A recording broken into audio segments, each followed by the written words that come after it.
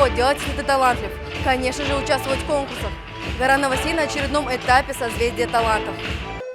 В Башкирской государственной филармонии имени Хусейна Ахметова проходит основной тур 13-го открытого конкурса творчества и достижений в образовании среди детей и молодежи с ограниченными возможностями здоровья. Всего приняло участие около 200 детей и подростков из районов и городов Республики Башкортостан.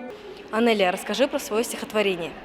Мое стихотворение про мой город Учалы.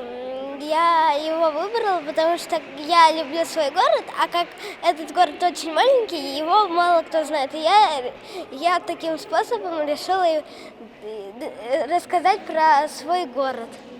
Гала-концерт совсем скоро. Нужно выбрать самых крутых исполнителей в нескольких номинациях.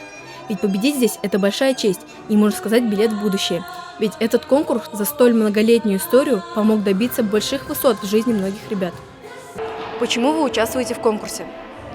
У нас многодетная семья, нам интересно участвовать в конкурсе, мы собираемся и репетируем на скрипках. Это очень весело и интересно быть большой компанией. Мы сегодня будем исполнять «Пиратов Карибского моря». Конкурс представлен в 9 номинациях: вокальное исполнение, музыкально-исполнительное искусство, танцевальное искусство, жестовое пение, оригинальный жанр, художественное чтение, взрослый плюс ребенок, дизайн одежды для ребенка с ограниченными возможностями здоровья, образование и наука в 3 категориях: дети-сироты, дети погибших участников СВО, дети из многодетных семей, дети и подростки с ограниченными возможностями здоровья в 3 возрастных категориях: с 5 до 10 лет, с 11 до 15 лет, с 16 до 21 года. Кто же стал лучшим? Совсем скоро гала-концерт, и тут будут блистать настоящие звезды.